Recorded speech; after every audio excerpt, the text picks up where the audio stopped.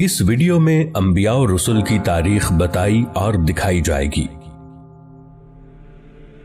یہ منظرنامہ زمین پر پہلے انسان اور نبی حضرت آدم علیہ السلام سے لے کر حضور نبی اکرم و افضل و آخر الزماں صلی اللہ تعالی علیہ وآلہ وسلم کی ولادت پاک تک کا مختصر زمانی سفر ہے۔ حضرت آدم علیہ السلام پہلے انسان اور نبی اور سب انسانوں کے باپ ہیں، اور ان کی زوجہ محترمہ حضرت حوا رضی اللہ عنہا ہے، جو کہ تمام انسانوں کی ماں اور روئے زمین پر پہلی خاتون ہے۔ حضرت آدم علیہ السلام اور حضرت حوا رضی اللہ عنہا کی زمین پر آمد سے متعلق کوئی متفقہ رائے موجود نہیں، لیکن بعض تاریخ دانوں کے مطابق یہ واقعہ 90 صدیوں پہلے کا ہے۔ اسی طرح آپ دونوں کے مقام نزول کا بھی علم نہیں ہے۔ حابیل اور قابیل حضرت آدم علیہ السلام کے بیٹے تھے۔ قابیل نے کسی تنازع پر اپنے بھائی حابیل کو قتل کر دیا۔ اس واقعے کو قرآن پاک میں بھی بیان کیا گیا ہے۔ یہ تاریخ انسانی کا پہلا قتل ہے، اور علماء کرام کے مطابق قیامت تک ہونے والے ہر قتل کے گناہ کا ایک حصہ قابیل کو ملتا رہے گا، جیسا کہ ہر برائی کا ایک حصہ اس شخص کو ملتا ہے جس نے اس برائی کا آغاز کیا ہو۔ حضرت ادریس علیہ السلام کی آمد۔ مورخین کے مطابق حضرت آدم علیہ السلام اور حضرت ادریس علیہ السلام کے درمیان 380 سال کا فصل ہے۔ حضرت ادریس علیہ السلام قلم کا استعمال کرنے والے پہلے انسان تھے، شاید اسی لیے ان کا نام ادریس ہے، جس کے معنی ہے درس دینے والا۔ حضرت نوح علیہ السلام پہلے رسول ہیں۔ بعض مورخین کے مطابق آپ علیہ السلام کا زمانہ حضرت آدم علیہ السلام سے 1600 سال بعد کا ہے۔ قرآن کریم کے مطابق اللہ تعالیٰ نے آپ کو 950 برس کی عمر عطا کی۔ اللہ تعالیٰ نے آپ کو انسانوں کی اصلاح کے لیے مبعوث فرمایا، لیکن ایک طویل عرصہ دعوت و تبلیغ کے باوجود لوگوں نے آپ علیہ السلام کی تکذیب کی، جس کے نتیجے میں اللہ تعالیٰ نے اس قوم پر پانی کا عذاب بھیجا۔ غالباً یہ پہلا عذاب ہے جو زمین پر اللہ پاک کی طرف سے بھیجا گیا، جس سے اس وقت تک کے سارے انسان مارے گئے، سوائے ان کے جو آپ علیہ السلام پر ایمان لا چکے تھے اور آپ علیہ السلام کے ساتھ اس کشتی میں سوار تھے جو آپ نے اللہ تعالیٰ کے حکم اور مدد سے تیار کی تھی۔ لیکن یہ چند ہی لوگ تھے۔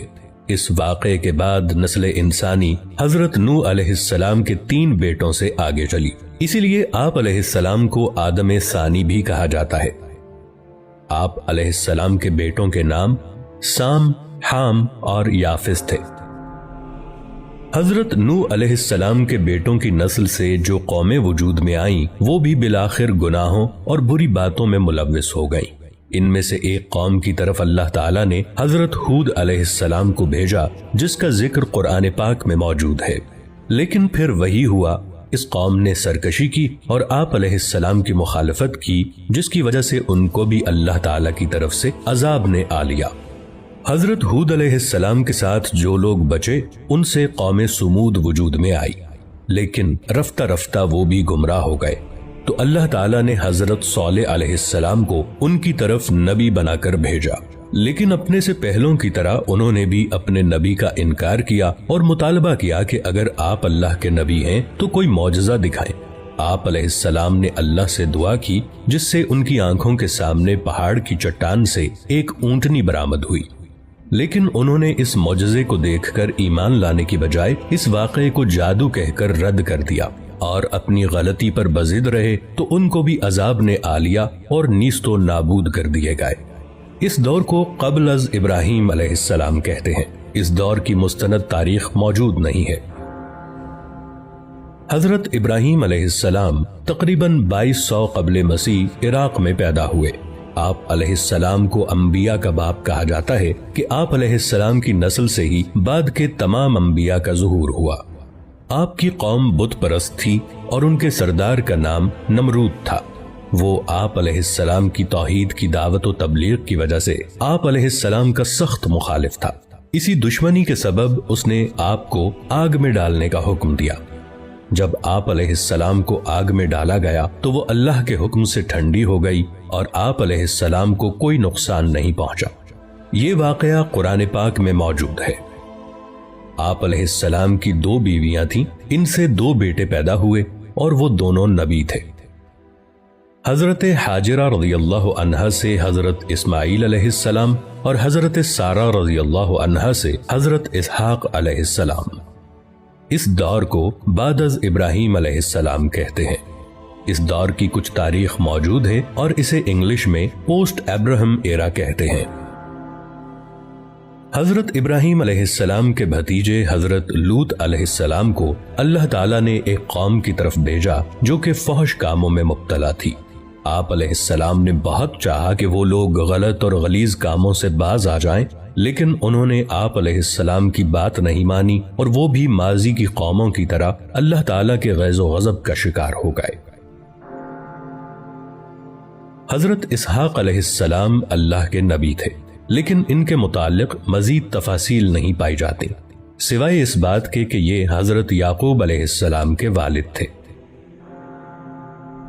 حضرت اسماعیل علیہ السلام حضرت ابراہیم علیہ السلام کے بیٹے اور حضرت اسحاق علیہ السلام کے بھائی تھے۔ حضرت ابراہیم علیہ السلام نے اللہ کے حکم سے حضرت اسماعیل علیہ السلام کو مکہ کی سرزمین میں لا کر آباد کیا۔ مکہ جہاں سب سے پہلے حضرت آدم علیہ السلام نے اللہ کا گھر یعنی کعبہ بنایا تھا، اب ہزاروں سال بعد اللہ تعالیٰ نے حضرت اسماعیل علیہ السلام کے ذریعے اس گھر کو دوبارہ آباد کروایا۔ حضرت یعقوب علیہ السلام حضرت اسحاق علیہ السلام کے بیٹے تھے۔ ان کا لقب اسرائیل تھا۔ اسرائیل کے معنی اللہ کا بندہ ہے۔ آپ علیہ السلام کی متعدد بیویاں تھیں جن سے اللہ تعالیٰ نے انہیں 12 بیٹے عطا فرمائے۔ یہی لوگ اور ان کے بعد آنے والی ان کی نسل بنی اسرائیل کہلاتی ہے، یعنی اسرائیل کی اولاد۔ بعد میں یہی لوگ اپنے آپ کو یہود یا یہودی کہنے لگے، کیونکہ ان 12 میں سے سب سے بڑے بھائی کا نام یہودا تھا۔ یہ لوگ اپنے آبائی ملک عراق سے ہجرت کر کے فلسطین آ گئے تھے۔ انہی میں سے عیسائی بنے جو کہ اپنی نسبت حضرت عیسیٰ علیہ السلام سے منسوب کرتے ہیں۔ انہی لوگوں کو قرآن مجید کی اصطلاح میں اہل کتاب کہا جاتا ہے۔ ان 12 بھائیوں میں سے سب سے چھوٹے بھائی کا نام یوسف علیہ السلام تھا۔ یہ اللہ کے نبی تھے اور بہت حسین و جمیل تھے۔ حضرت یعقوب علیہ السلام حضرت یوسف علیہ السلام سے بہت محبت کرتے تھے۔ یہ چھوٹے بچے سے فطری لگاؤ تھا، لیکن دوسرے بھائیوں کو یہ بات بری لگنے لگی اور وہ حضرت یوسف علیہ السلام سے حسد کرنے لگے۔ اسی حسد اور بغض و عناد نے انہیں اپنے بھائی یوسف علیہ السلام کے قتل پر آمادہ کر دیا، لیکن قتل پر سارے متفق نہ ہوئے، اس لیے انہوں نے یوسف علیہ السلام کو ایک کنویں میں پھینک دیا۔ اس کنویں کے پاس سے کوئی قافلہ جا رہا تھا۔ انہوں نے پانی کے لیے اپنا ڈول کنویں میں ڈالا تو حضرت یوسف علیہ السلام اس ڈول کی رسی کو پکڑ کر باہر آ گئے۔ قافلے والے یوسف علیہ السلام کو کسی کا بھاگا ہوا غلام سمجھ کر اپنے ساتھ مصر لے گئے اور وہاں آپ علیہ السلام کو ایک غلام کی حیثیت سے بیچ دیا۔ آپ کا خریدار حکومت مصر کا ایک اعلیٰ عہدیدار تھا۔ اس نے جلد ہی آپ علیہ السلام کی ذہانت و فطانت کو جانچ لیا اور اپنے محل میں اپنے خادم خاص کی حیثیت سے رکھ لیا۔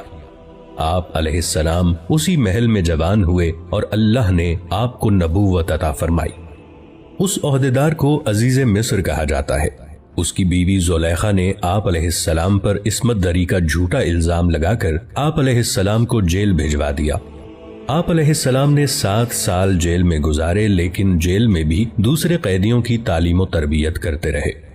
پھر مصر کے بادشاہ کو ایک خواب آیا تو اس کے مشیر نے کہا کہ وہ ایک شخص کو جانتا ہے جو کہ اس خواب کی صحیح تعبیر بتا سکتا ہے۔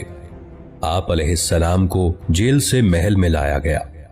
آپ علیہ السلام نے بادشاہ کے خواب کی عقلی اور منطقی تعبیر بتا دی، جس سے وہ بہت متاثر ہوا۔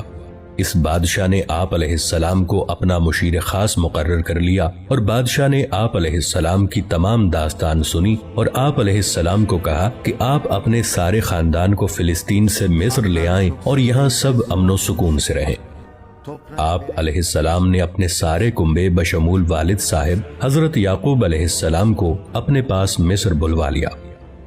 آپ علیہ السلام کے بھائی اپنے کیے پر بہت نادم ہوئے اور توبہ کی۔ اس طرح بنی اسرائیل فلسطین سے مصر پہنچ گئے۔ قرآن کریم کی سورہ یوسف میں اس واقعے کا تفصیلی ذکر موجود ہے۔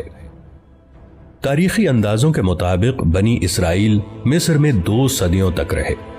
اس عرصے میں ان 12 بھائیوں کی نسل لاکھوں کی تعداد کو پہنچ گئی، لیکن پھر مصر میں بادشاہت تبدیل ہو گئی۔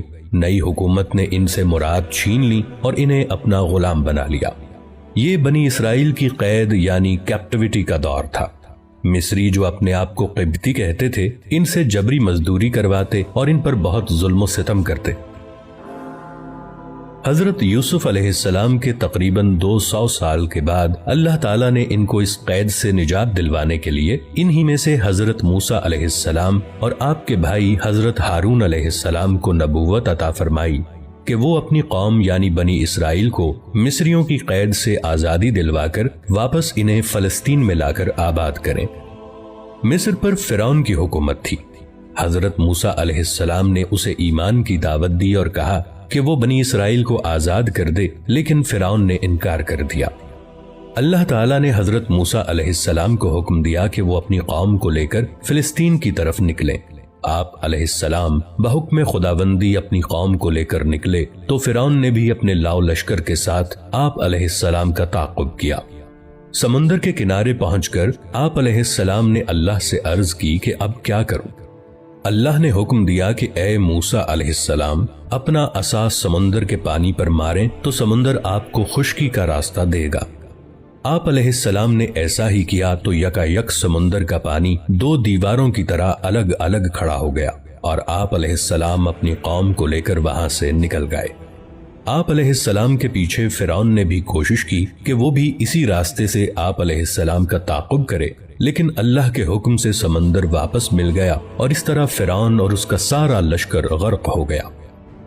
یہ حضرت موسیٰ علیہ السلام کا معجزہ ہے جس کا ذکر قرآن پاک میں موجود ہے، اور یہ اتنا بڑا واقعہ بنی اسرائیل کی آنکھوں کے سامنے وقوع پذیر ہوا۔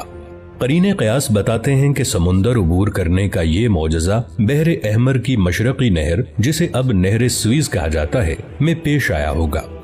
سمندر کے اس پار صحرائے سینا اور اسی صحرا کے ایک کونے میں کوہ طور ہے، جہاں اللہ تعالیٰ نے آپ علیہ السلام کو رسالت و کتاب سے نوازا۔ آپ علیہ السلام کی کتاب کا نام تورات ہے۔ اللہ تعالیٰ نے آپ علیہ السلام کو بنی اسرائیل کی ہدایت و رہنمائی کا حکم دیا اور فرمایا کہ اے موسیٰ علیہ السلام، ہم نے آپ کی قوم کو باقی سب اقوام پر فضیلت دی ہے۔ جب تک یہ اس کتاب یعنی تورات کو مضبوطی سے تھامے رہیں گے، میں ان کو اپنی طرف سے نعمتوں اور رحمتوں سے نوازتا رہوں گا۔ لیکن بنی اسرائیل نے حضرت موسیٰ علیہ السلام کو تنگ کرنا شروع کر دیا۔ یہ لوگ آپ علیہ السلام کی نافرمانی کرتے اور بے ادبی سے پیش آتے اور تورات کی حکم عدولی کرتے۔ حضرت موسیٰ علیہ السلام ان سے بہت ناراض رہنے لگے، لیکن ان کی تمام شرارتوں کے باوجود اللہ نے ان کو بہت سے انعامات سے نوازا۔ ان کے لیے آسمان سے من و سلوہ کی شکل میں طعام یعنی کھانا نازل کیا اور دھوپ سے بچنے کو بادل کا سایہ عطا فرمایا۔ پینے کو پانی کے 12 چشمے عطا فرمائے کہ کسی طور یہ لوگ نیکی کی روش پر قائم رہیں۔ لیکن نعمتوں اور انعامات کی اس فراوانی سے یہ اور زیادہ باغی اور سرکش ہو گئے۔ پھر حضرت موسیٰ علیہ السلام اور حضرت ہارون علیہ السلام کا انتقال ہو گیا، لیکن اللہ تعالیٰ نے بنی اسرائیل کی ہدایت اور فلاح کا دروازہ بند نہیں کیا، بلکہ ان کے اندر عظیم المرتبت انبیاء کو مبعوث فرمایا، جیسے کہ حضرت داؤد علیہ السلام اور ان کے بیٹے حضرت سلیمان علیہ السلام۔ ان دونوں حضرات کو اللہ تعالیٰ نے عظیم الشان بادشاہت عطا فرمائی کہ تمام جن، چرند، پرند اور ہوائیں ان کے حکم کے تابع کر دی گئی تھیں، اور حضرت داؤد علیہ السلام جب اللہ کی حمد بیان کرتے تو حجر و شجر اور حیوانات حمد باری تعالیٰ پر وجد میں آ جاتے۔ یہ بات بھی قرآن مجید میں بیان کی گئی ہے۔ یہ تقریباً 1400 سال کا دور ہے۔ اس دوران اللہ کریم نے بنی اسرائیل کو بہت سے انبیاء کی صحبت عطا فرمائی۔ کوئی وقت ایسا نہیں گزرا کہ ان کے درمیان کوئی اللہ کا نبی موجود نہ رہا ہو، لیکن ان کی اکثریت فسق و فجور میں ہی مبتلا رہی، اور یہ لوگ اللہ تعالیٰ کی نافرمانیاں کرتے رہے اور اللہ کے انبیاء کو ستاتے رہے، اور کئی نبیوں کو تو انہوں نے قتل کر دیا۔ اللہ تعالیٰ نے ان کے ان بڑے بڑے گناہوں کی وجہ سے ان پر وقتاً فوقتاً عذاب بھی بھیجا، لیکن یہ لوگ سدھر کے نہ دیے۔ جدید تاریخ کی اصطلاح میں اس دور کو دور قبل از مسیح کہا جاتا ہے، اور اسے انگلش میں BC سے لکھا جاتا ہے، یعنی بیفور کرائسٹ، اور اب اور بھی جدید اصطلاح میں اسے CE بھی کہتے ہیں، یعنی کامن ایرا۔ اللہ تعالیٰ نے بنی اسرائیل پر اپنی آخری حجت قائم کرنے کے لیے حضرت عیسیٰ علیہ السلام اور حضرت یحییٰ علیہ السلام کو ان کی طرف واضح نشانیاں دے کر بھیجا۔ حضرت عیسیٰ علیہ السلام حضرت مریم علیہ السلام کے بیٹے تھے، جنہیں اللہ نے معجزانہ طور پر بغیر باپ کے پیدا کیا اور بہت سے معجزات عطا فرمائے، اور آپ علیہ السلام کے ہم اثر حضرت یحییٰ علیہ السلام بھی معجزانہ طریقے سے حضرت زکریا علیہ السلام کے ہاں پیدا ہوئے، جبکہ حضرت زکریا علیہ السلام اور آپ کی بیوی دونوں بہت ضعیف ہو چکے تھے۔ حضرت عیسیٰ علیہ السلام رسول اور حضرت یحییٰ علیہ السلام نبی تھے۔ بقول عیسائی مورخین کے حضرت عیسیٰ علیہ السلام کی ولادت کے دن سے سن عیسوی کا آغاز ہوا، جو کہ اس وقت 2022 چل رہا ہے، یعنی حضرت عیسیٰ علیہ السلام کو پیدا ہوئے 2022 برس ہو چکے ہیں۔ یہاں سے بنی اسرائیل دو قوموں میں تقسیم ہو گئے۔ جو لوگ حضرت عیسیٰ علیہ السلام پر ایمان لائے وہ اپنے آپ کو عیسائی کہنے لگے، اور جو لوگ حضرت عیسیٰ علیہ السلام پر ایمان نہیں لائے وہ یہود ہی رہے۔ جس جماعت یعنی یہود نے آپ کا انکار کیا، انہوں نے آپ علیہ السلام کی والدہ حضرت مریم علیہ السلام کو بہت برا کہا اور حضرت عیسیٰ علیہ السلام کو قتل کرنے کا منصوبہ بنایا، لیکن اللہ تعالیٰ نے ان کے اس اقدام سے پہلے ہی حضرت عیسیٰ علیہ السلام کو زندہ آسمان پر اٹھا لیا۔ حضرت عیسیٰ علیہ السلام کے آسمان پر اٹھائے جانے کے تقریباً 250 سال کے بعد اصحاب کہف کا مشہور واقعہ پیش آیا۔ یہ لوگ امیر و کبیر گھرانوں کے کچھ نوجوان تھے۔ یہ حضرت عیسیٰ علیہ السلام کے دین پر ایمان لے آئے تو وقت کی حکومت اور جو لوگ حضرت عیسیٰ علیہ السلام پر ایمان نہیں لائے تھے یعنی یہود نے ان پر تشدد کرنا چاہا، لیکن یہ لوگ شہر سے فرار ہو کر باہر جنگل میں ایک غار میں چھپ گئے۔ اس غار میں اللہ تعالیٰ نے ان پر نیند طاری کر دی اور یہ اس غار میں کئی سال تک سوتے رہے۔ اس کا پورا ذکر قرآن مجید کی سورہ کہف میں موجود ہے۔ They are known as 7 sleepers in the books of Christianity۔ حضرت عیسیٰ علیہ السلام کے آسمان پر چلے جانے کے بعد 571 عیسوی میں اللہ کریم نے حضور صلی اللہ علیہ وآلہ وسلم کو انسانوں پر اتمام حجت کے لیے بھیجا۔ حضور سیدنا و نبینا حضرت محمد صلی اللہ علیہ وآلہ وسلم بن عبداللہ بن عبد المطلب مکہ کی سرزمین میں حضرت اسماعیل علیہ السلام بن ابراہیم علیہ السلام کی نسل میں قبیلہ قریش کے خاندان بنو ہاشم کے ہاں جناب عبداللہ بن عبد المطلب اور ان کی زوجہ حضرت آمنہ بنت وہب کے ہاں پیدا ہوئے۔ اس دن سے لے کر آج تک نور محمدی کی کرنیں ساری دنیا کو منور کر رہی ہیں اور قیامت تک کرتی رہیں گی انشاءاللہ۔